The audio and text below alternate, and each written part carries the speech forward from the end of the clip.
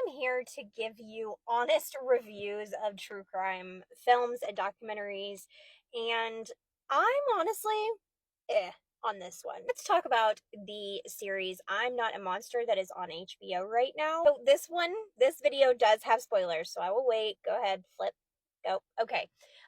Spoiler alert, she is a monster. Now, we see this woman sit down for an interview. At first, I was like, okay, there's going to be a twist and we're going to see why this woman is the reasoning of why she did all this.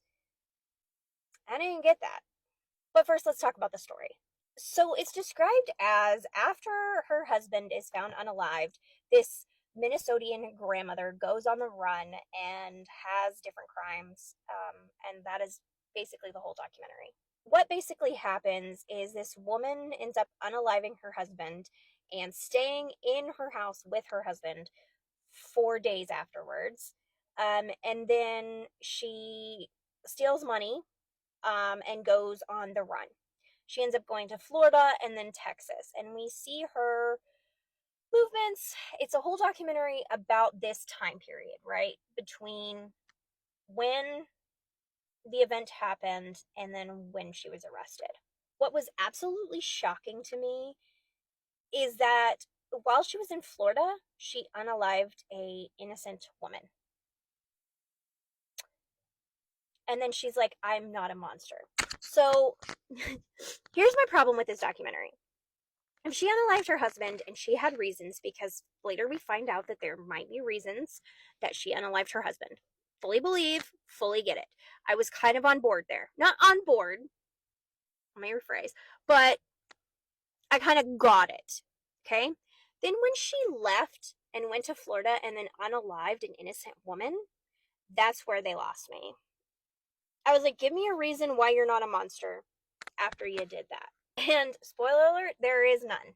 There is no reason why she did this. She does not give a reason why. She says she doesn't remember some things. There's not really a reason why she did it. Ultimately, I think it was because she was trying to either get money or steal an identity, or she was trying to continue getting away with it, basically. Now, we do find a reason why she unalived her husband, and that is because he was abusive. Basically, she's like, he was an abusive POS. I had enough of it. One day, he gave her a